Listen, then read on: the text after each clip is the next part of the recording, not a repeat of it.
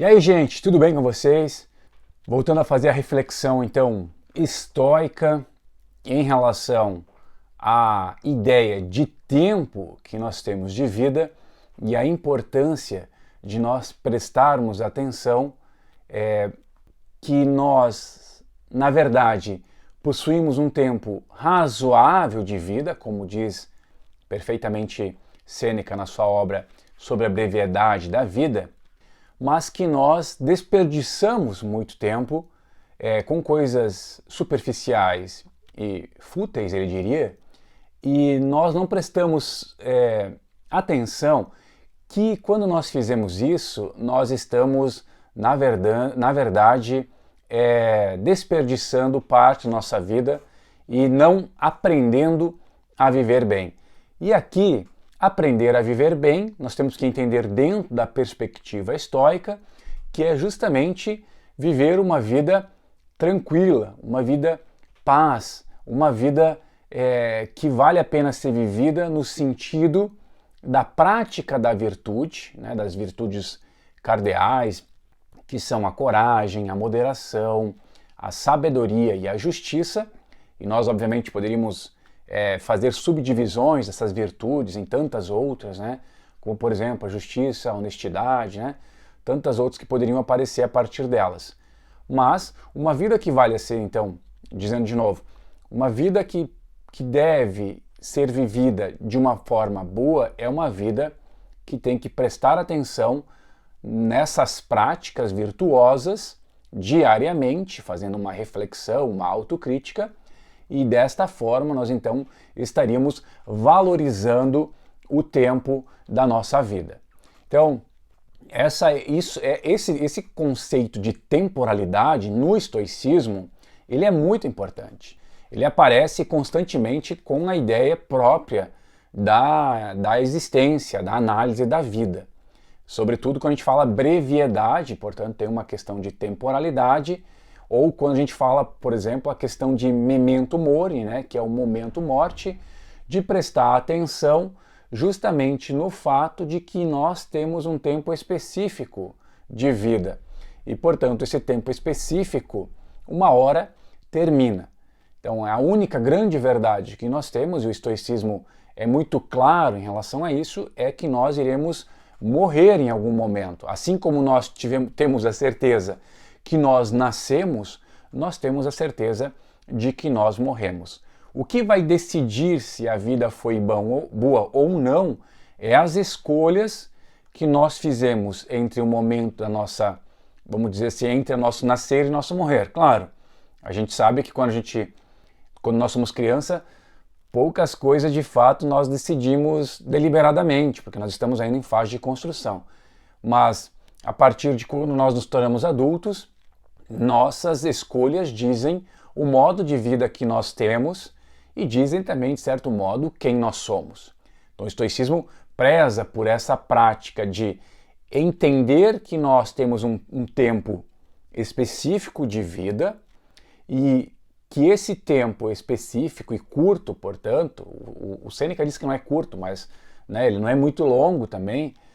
A obra do Sêneca analisa só, portanto, que nós perdemos muito tempo, né, mas o tempo também não é longo, né, vamos dizer assim, viver 80 anos. Em termos históricos, 80 anos é muito curto, mas 80 anos também não é pouco tempo para uma vida individual como a nossa. Então, analisar a vida, ou como já dizia o Sócrates, né, uma vida que não é analisada é uma vida que não tem muito significado de ser vivida, porque ela é só uma sobrevivência. O Sêneca também exorta para que nós possamos olhar, né, e analisar a vida, tomar a vida nas mãos, que é uma expressão já antiga, né? Pegar a nossa vida nas mãos e entender e refletir o que nós estamos fazendo. O que nós fizemos com o nosso tempo, fundamentalmente, determina um pouco de quem nós somos. Né, fazendo uma análise lá da obra do Byung-Chul Han, que é A Sociedade do Cansaço, ele mesmo nos diz, né, que hoje nós já transpassamos a sociedade da observação Foucaultiana, né, onde nós tínhamos elementos externos que nos vigiavam o tempo inteiro, né, vigiavam o nosso corpo e nossa mente, ainda existe, ele não está dizendo que não existe, mas que a sociedade contemporânea ela é marcada pela positividade. Ou seja, nós mesmos nos impomos certo desempenho e constante desempenho e nós mesmos nos cobramos. Então nós viramos nosso senhor e nosso escravo. Então nós estamos nos escravizando em busca da positividade do desempenho. E se nós pensarmos essa análise do Chung Han com a proposta do estoicismo, sobretudo do Sêneca na obra sobre a brevidade da vida, nós vemos que há aí um descompasso, porque nós somos marcados então por esse desempenho e, portanto, por uma busca absurda que coloca a nossa vida fundamentalmente a serviço do desempenho, de metas, de objetivos, que não necessariamente significam felicidade, mas vende-se a ideia de que desempenho e ter coisas promovem a felicidade, mas o que o estoicismo propõe é não há felicidade sem que haja interioridade. Isso é muito importante. Então não há felicidade sem que haja interioridade. E eu acrescentaria ainda, não há felicidade sem que haja uma autocompreensão de si mesmo.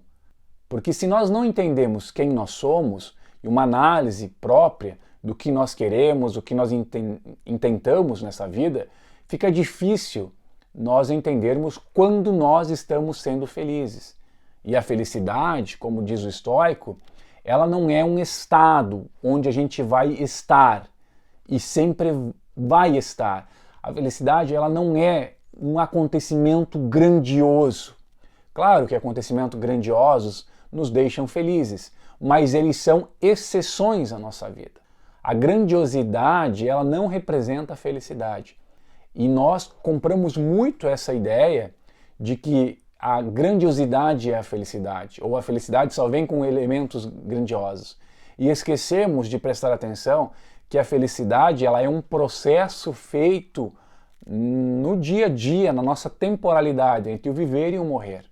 Felicidade, ela é algo que oscila, obviamente, né? Nós não somos sempre felizes, mas nós não somos sempre infelizes.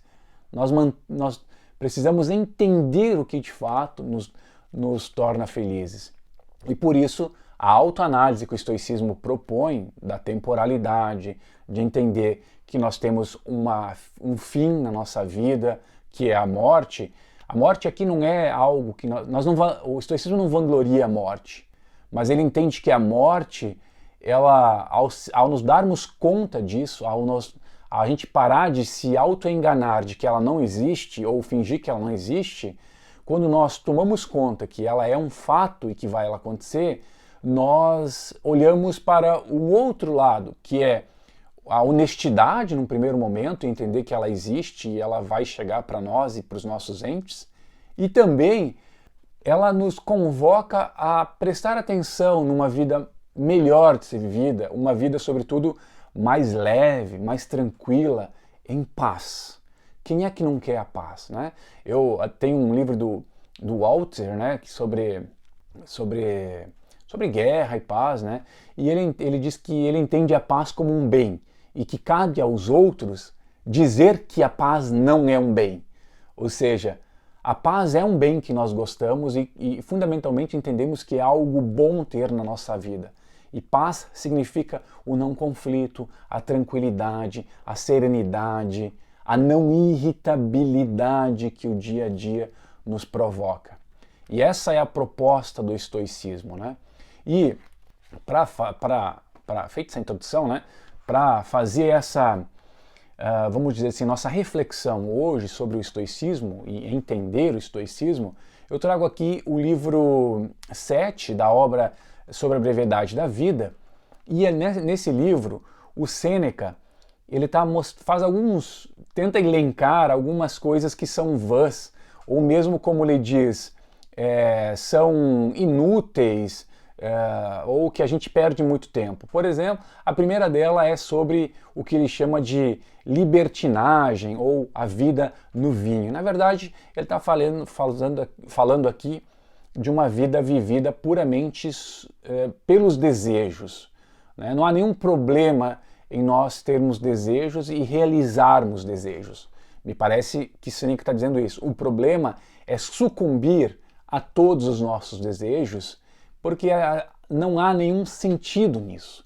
Nós estamos só agindo de acordo com aquilo que os nossos sentidos, né, ou que as nossas emoções solicitam.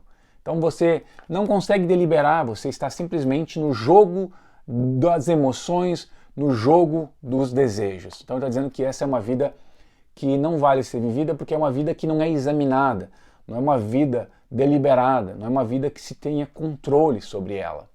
Depois ele vai elencando outros elementos, vai fazendo quase como que uma listagem de vidas que podem, ou que vidas que vivem na glória. Ele vai dizer que vidas que tentam buscar a glória o tempo todo.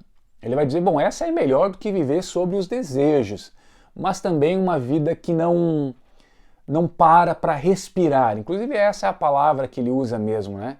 Você verá como nem seus males, nem seus bens permito que eles respirem. Porque, assim como citei o Chu Han, o que o Sêneca está dizendo é o seguinte: a demanda por resultado, a demanda pelo desempenho gera um cansaço não só físico, como um cansaço mental. Então, isso gera, como temos hoje, uma sociedade altamente cansada em todos os aspectos, porque é uma sociedade que não consegue respirar. E respirar aqui, eu venho já defendido isso, respirar não é só um ato biológico. Respirar é um ato reflexivo. O respirar é dar um passo atrás, né, obviamente com um movimento biológico, mas dar um passo atrás e fazer as questões mais fundamentais. O que eu quero da minha vida? O que eu pretendo com a minha vida? Onde eu quero chegar com a minha vida? Isso que eu estou vivendo, isso que eu estou fazendo, permite dizer que eu sou minimamente feliz? Mas talvez, e aí é o ponto, nós tenhamos que nos fazer a pergunta, bom, o que eu entendo por felicidade? O que é felicidade? Se a felicidade é um amontoado de coisas que você consegue exteriormente, você consegue dizer que quando você consegue as coisas, você é feliz, então você tem um conceito de felicidade. O que o estoicismo está dizendo é que, muito provavelmente, você adquirir um monte de coisas não vai garantir em momento nenhum que você seja uma pessoa feliz. O estoicismo também não diz que necessariamente nós devemos adotar a pobreza. Ele vai dizer que às vezes é mais fácil você entender a felicidade quando você está mais livre da materialidade. Mas não diz em nenhum momento que nós devemos ser pobres. Embora lá os grandes estoicos, como o Zenão de Cítio, o fundador, tenha abandonado, né, os seus bens todos para viver uma vida mais simples. Mas nós temos, por outro lado, Marco Aurélio, que era um imperador romano. E ele tinha na sua alçada todas as benesses, todos os confortos que o imperador poderia ter em Roma. Então você vê que nós temos ao mesmo tempo alguém que tinha muitas posses e alguém que tinha muitas posses resolveu se desfazer das posses para acreditar ou encontrar a felicidade de um jeito que seria mais fácil para cada um. Então veja, no estoicismo, isso é interessante, nós não temos regras universais como o imperativo categórico do Kant, que vale para todos os mundos possíveis, para todos os tempos, etc. Nós temos que saber, ele exorta mais a sabedoria prática. O que significa isso? Exorta que nós tenhamos a capacidade de deliberar para o que é melhor para nós dentro dos princípios da filosofia estoica. Então, ela não está pensando que nós devemos todos abdicar das questões materiais ou não. Isso é uma questão que diz respeito a uma leitura que nós fizemos de si mesmo a partir dessa autocrítica e desse amadurecimento que nós vamos fazendo por meio de um autoconhecimento, né? E por fim, eu gostaria ainda de mencionar aqui o que ele fala. Deve-se, que lembra muito Sócrates, inclusive, né, Sêneca e Sócrates são famosas essas aproximações. deve-se aprender a viver por toda a vida. E por mais que você se admire, toda a vida é um aprender a morrer.